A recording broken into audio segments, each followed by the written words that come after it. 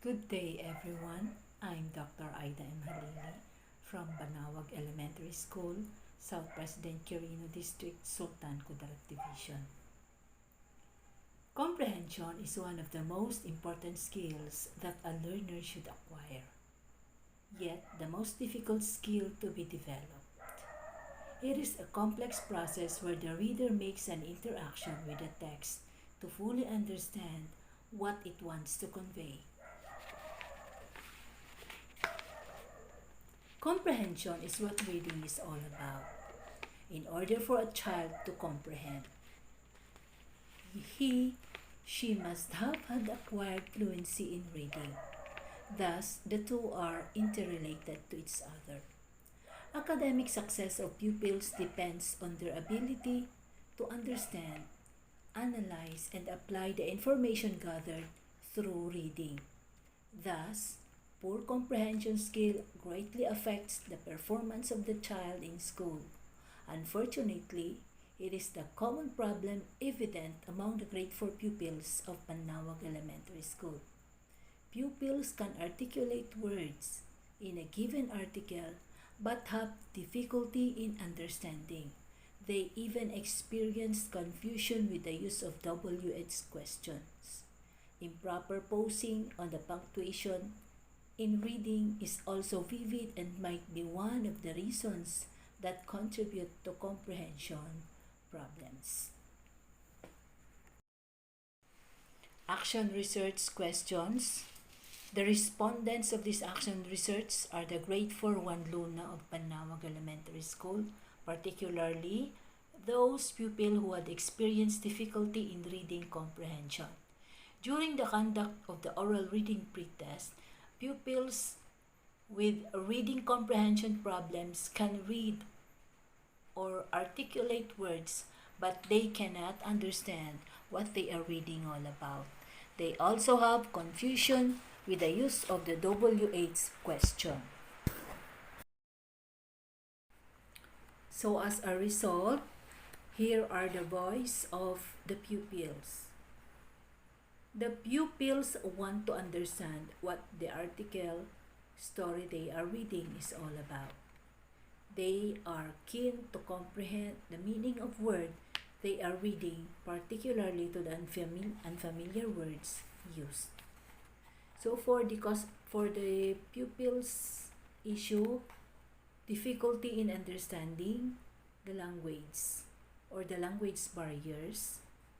Number 2, appropriate teaching strategies. Number 3, confusion with the use of WH question and unfamiliarity of the words. And for the needs, regular reading, practice, and constant comprehension monitoring activity in school and at home.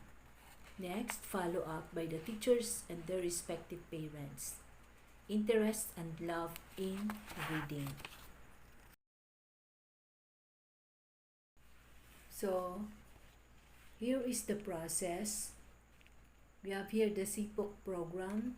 S stands for supplier.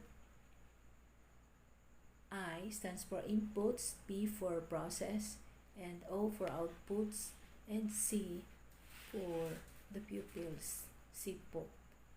CPOC for the pupils, CPOC. So the process, it can be described that the reading practices of Banawag Elementary School is in accordance with the mandate of the Department of Education. The teachers and the administrators work together to help the pupils understand what they are reading.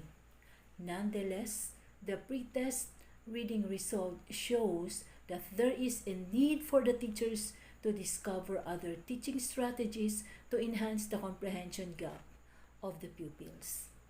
After a thorough discussion during LAC session, all the teachers under the supervision of the school head have decided to make an intervention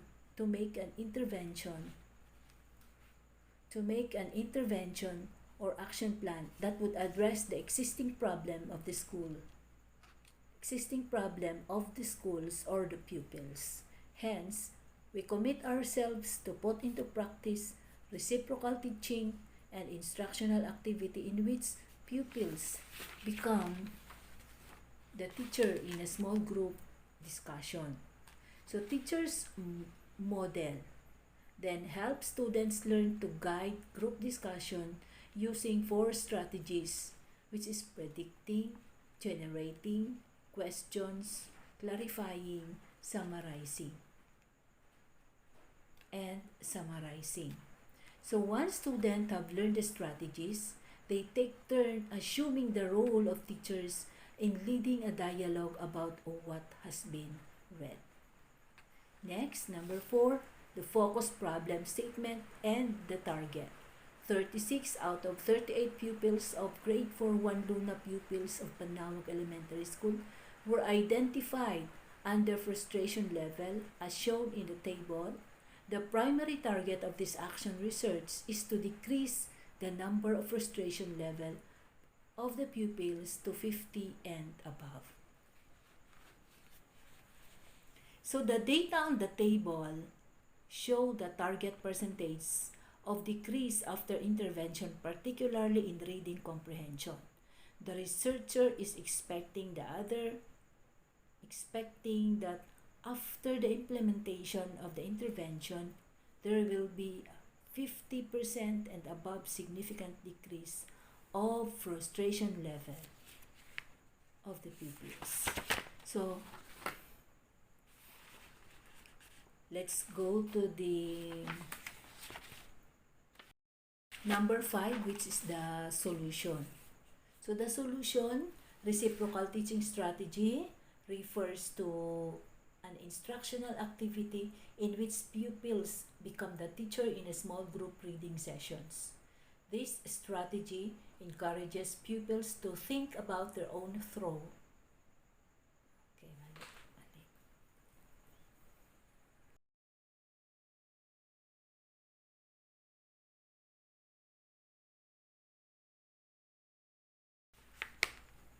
The reflection.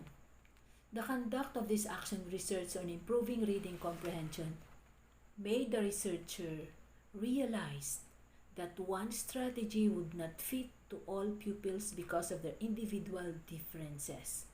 Teachers must be creative and patient enough to find ways to lessen the problems experienced by the pupils. Through the application of the reciprocal teaching strategy, pupils learn to monitor their own learning. The term reciprocal teaching itself gave opportunities for the pupils to be more actively engaged or involved in the progress of their own learning. As I generously implement this reciprocal teaching strategy to my pupils with reading comprehension difficulties, I observe that a good number of pupils have shown significant improvement in their reading comprehension ability. Thus, the application of the reciprocal teaching strategy was a success. As a teacher, I must continuously seek for appropriate intervention techniques that would lessen and address the reading comprehension problems of pupils. I will not take for granted the problems, particularly on reading comprehension, encountered by the pupils. Appropriate action or remediation must be done to help pupils increase their academic performance in school. One way to get pupils prepared to use reciprocal teaching strategy is to put pupils in a small group. Pupils have to read few paragraphs of the assigned text selection. They have to jot down important ideas or details from the selection read to help them prepare for the discussion. So when pupils predict, they are coming up with the ideas of what can happen next in the text they just read. So under prediction, ask pupils to predict what they think the reading may be about. Get them think what is going to happen. Then, as you go generate questions. Remind pupils to generate questions as they listen and read. Question made can be right there. Questions wherein answers can be found in the text. Between the lines, question where inference needed and critical thought questions which requires pupils' opinions as answers. As pupils listen and read, remind them to ask themselves what words and phrases are unclear to them. Clarifications involve pronunciation of words meaning or synonym, antonyms, and what they think the author is saying. Dictionaries can be used as reference in clarifying unfamiliar words found in the selection.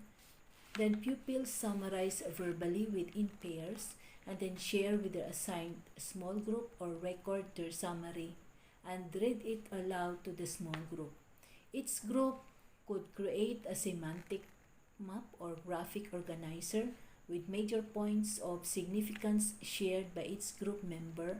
After modeling the steps in the conduct of the reciprocal teaching strategy, pupils may continue working in their small groups by silently or orally reading the next selections while conducting the four-step process.